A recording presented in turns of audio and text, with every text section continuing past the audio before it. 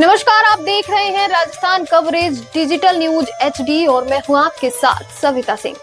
हम आपको रूबरू करवाएंगे राजस्थान एवं अन्य राज्यों की हर छोटी बड़ी खबरों एवं पॉलिटिक्स से जुड़ी खबरों से। तो चलिए देखते हैं क्या है आज की खास खबरें।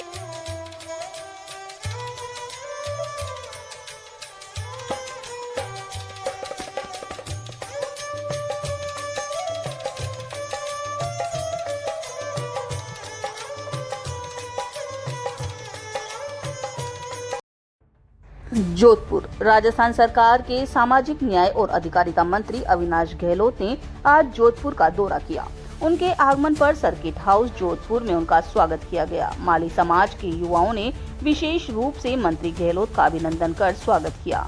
इस अवसर पर राज्यसभा सांसद राजेंद्र गहलोत भी उपस्थित रहे। मीडिया से बातचीत करते हुए मंत्री गहलोत ने जोधपुर आगमन पर अपनी प्रसन्नता व्यक्त की। उन्होंने कहा कि वे एक साधारण कार्यकर्ता रहे हैं, इसके बावजूद उन्हें केंद्रीय गृह मंत्री अमित शाह से भेंट का अवसर मिला, जो उनके लिए गर्व का विषय है। उन्होंने कहा कि अमित शाह उनके हमेशा कार्यकर्ताओं को जनसेवा के लिए प्रेरित करते हैं। हाल ही में हुए सर्वदलीय बैठक के बहिष्कार पर प्रतिक्रिया देते हुए मंत्री गहलोत ने कहा कि विपक्ष को बैठक में शामिल होकर अपनी बात रखनी चाहिए।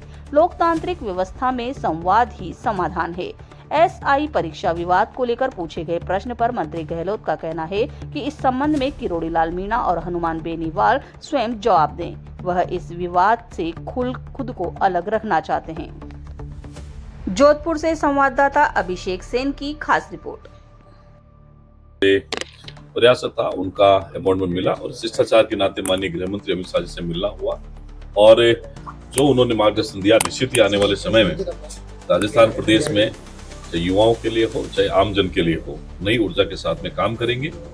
आज जोधपुर में हरियाणा के यशस्वी मुख्यमंत्री नायब सिंह जी सैनी का एक कार्यक्रम है, सामाजिक कार्यक्रम है, जिसमें एक नए भवन का लोकार्पण भी है और जो हमारे छात्र छात्राएं पढ़ने वाले हैं उनको स्कॉलरशिप भी यहाँ दी जाने वाली है। एक सामाजिक कार्यक्रम में नायब सिंह जी सैनी पधार रहे हैं। हम सभी माननीय राजेंद्र गहलोत साहब जो हमारे राज्यसभा के सांसद हैं और हमारे जो जितने भी गणमान्य हैं उनके साथ में इस कार्यक्रम को आयोजन में हम सब लोग शामिल हो रहे हैं।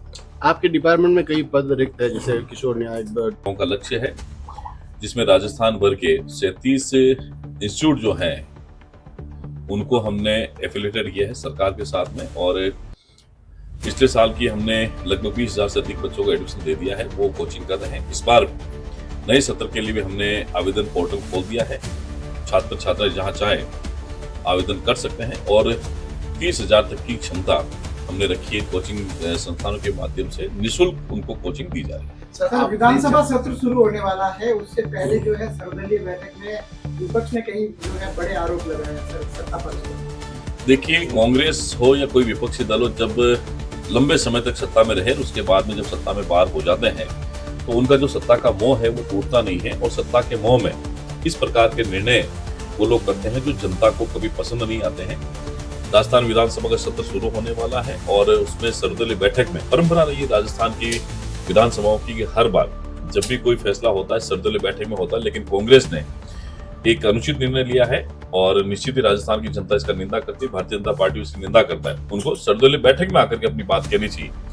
कल आपने देखा होगा जिस तरीके से बिहार में आम चुनाव से पहले राहुल गांधी जी के मन से और RJD के जो नेता हैं तेजस्वी यादव के मन से जिस प्रकार से प्रधानमंत्री मोदी जी के लिए, उनकी स्वर्गीय माता जी के लिए जो अपशब्द काम में लिए गए, पूरा देश उसकी निंदा करता है और कांग्रेस को और विपक्षी दलों को इस बात के लिए माफी मांगनी चाहिए। सर, आप जब मंत्री बने आपने संकेत दिया था जो भी NGO राज्यों में चलते हैं उनके खिलाफ कार्रवाई की, सरकार को भी चूना लगाते हैं और अनावश्यक पब्लिसिटी भी स्टंट में बटोरते हैं, लेकिन क्या उस बारे में आपने जो डायरेक्शन उसके अंदर कुछ नवाचार या कोई नए डायरेक्शन आपने? देखिए, निश्चित ही जो गवर्नमेंट ग्रांटेड NGO हैं उनका समय समय पर निरीक्षण होता है, उनकी हम लोग देख रेख भी करते हैं और जो किसके खिलाफ में शिकायत आती है, जो काम नहीं करता उसको ब्लैकलिस्ट करने का काम भी करते हैं, उसको बंद करने का काम भी करते हैं। बहुत सारे NGO को हमने बंद किया है। जब भी आप लोगों के माध्यम से कोई शिकायत मिलेगी उस पर अग्रिम कार्रवाई करके सख्त निर्णय भी सरकार लेगी। एक प्रकरण जब नकल माफियाओं के द्वारा बाहर आया, 859 पदों पर भर्तियां होनी थी, लेकिन पूर्ववर्ती कांग्रेस सरकार के समय कांग्रेस के नेताओं के द्वारा, कांग्रेस के द्वारा स्वायत्त शासित संस्थाओं में भेजे गए सदस्यों के द्वारा जिस तरीके से करप्शन किया गया, भ्रष्टाचार किया गया, उसके परिणाम स्वरूप ये युवाओं को, लाखों युवाओं को निराशा हाथ लगी थी। लेकिन अपनी अपनी सरकार का अलग अलग मत होता है। हमारी सरकार ने आते ही एसआईटी का गठन किया, नकल माफिया को नकेल कसी, और जो लोग भर्ती में फर्जी पाए गए थे, लगभग 859 में से 68 के करीब राजस्थान सरकार ने माना था कि उनके संलिप्तता की बात आई है, उनके खिलाफ कार्रवाई भी की है।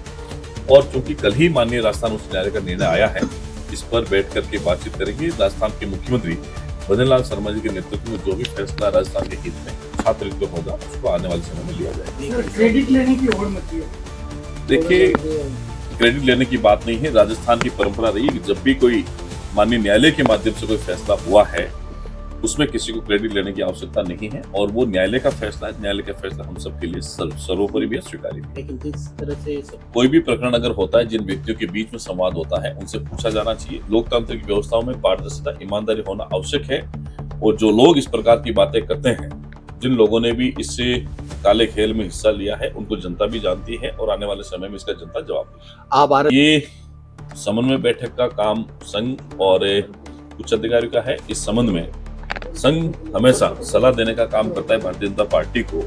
तो ये समन्वय का काम है कि राजस्थान में हो चाहे देश में हो, समन्वय के साथ कैसे काम कर सकते हैं, जो देश हित में भी हो, प्रदेश हित में भी, वो काम भारतीय जनता पार्टी हमेशा करती है। धन्यवाद। फिलहाल के लिए बस इतना ही। मिलते हैं इसी प्रकार की अगली खबर में। तब तक के लिए बने रहिए हमारे साथ और देखते रहिए Rajasthan coverage digital news HD।